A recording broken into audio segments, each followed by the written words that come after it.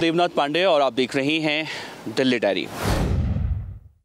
Supreme court में marital rape के मामले में सुनवाई चल रही है। इस पूरे मामले की सुनवाई सीजेआई डीवाई चंद्रचूड़, जेबी पादरीवाला और जस्टिस मनोज मिश्रा की बेंच कर रही है।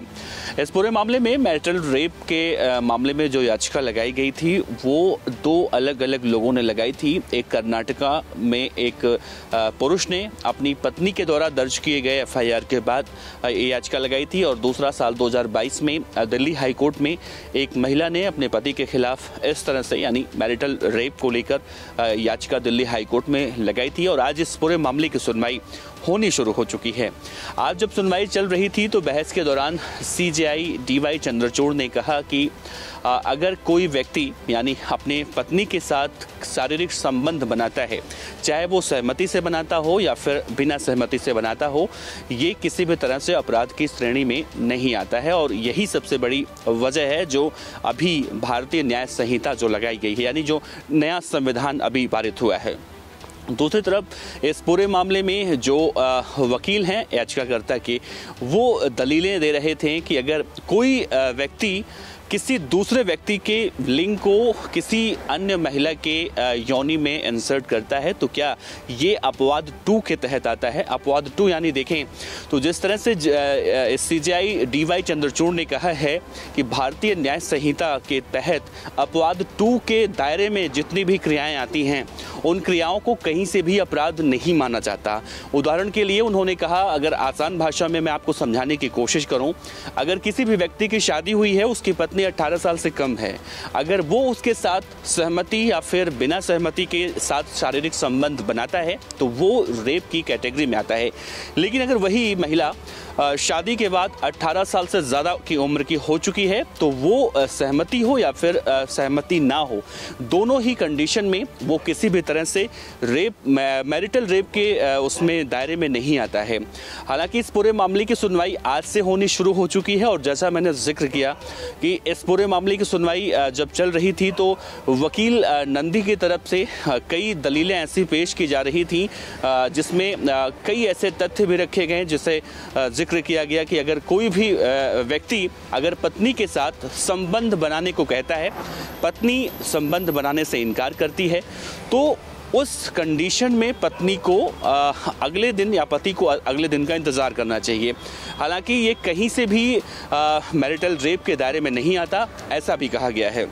दूसरा, एक सवाल के जवाब में वकील ने मुस्कुराते हुए कहा कि पति को अगले दिन और भी ज़्यादा हैंडसम होकर आना चाहिए ताकि वो इनकार ना कर सके, यानी कि उन्हें सहमति से शारीरिक संबंध बनाने की इजाज़त उनकी पत्नी की तरफ से मिल जाए।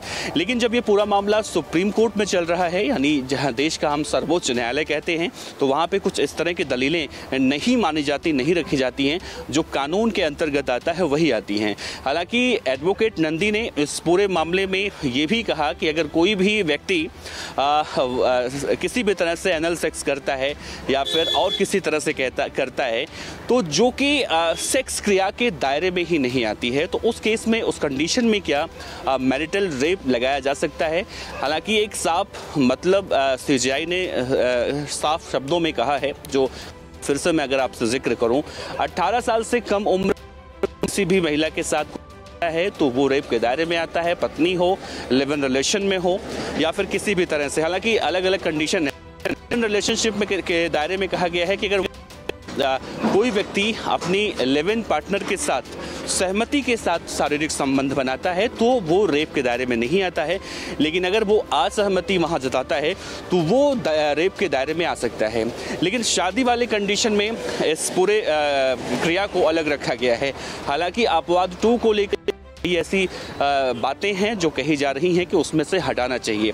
हालांकि भारत सरकार ने यानी साल 2016 में जब ये बातें बहुत ज़्यादा चर्चाओं में थी, सुर्खियों में थी, साल 2016 में मोदी सरकार ने इस विचार को खारिज कर दिया था कि मैरिटल रेप को अपराध की श्रेणी में रखा जाए। बहरहाल आज से सुनवाई होनी शुरू हुई है। आगे आगे इस पूरे मामले में क्या कुछ होता है वो देखना बड़ा अहम होगा। इसमें एक बार मैं फिर से जिक्र कर दूं, 2 ऐसी याचिकाएं लगाई गई थी कर्नाटका की तरफ से एक पुरुष के द्वारा इस याचिका की शुरुआत हुई थी और 2022 में दिल्ली हाई कोर्ट में एक महिला ने अपने पति के खिलाफ इस तरह से मैरिटल रेप की शिकायत दर्ज कराई थी, जिसके बाद से सुनवाई अब सुप्रीम कोर्ट में पहुंच चुकी है। लेकिन देखना इसमें अहम ये होगा क्या सुप्रीम कोर्ट भारतीय न्याय संहिता और CRPC IPC जो पहले था, इसमें क्या कुछ अब फेरबदल कर सकता है, या जिस तरह से कई सारे एक्सपर्ट भी इस पूरे मामले में अलग अलग राय देते हुए दिखाई दे रहे हैं। आज वाल्मीकि जयंती के मौके पर लोकसभा में नेता प्रतिपक्ष राहुल गांधी दिल्ली के मंदिर मार्ग स्थित वाल्मीकि मंदिर पहुंचे। वहां पर उन्होंने पूजा अर्चना की और उस दौरान राहुल गांधी के साथ कई सारे उनके समर्थक भी दिखे, वाल्मीकि समाज के भी कई लोग दिखे। जाहिर सी बात है कि आने वाले समय में दिल्ली विधानसभा चुनाव नजदीक है और राहुल गांधी अब दिल्ली में एक्टिव होते दिखाई दे रहे हैं।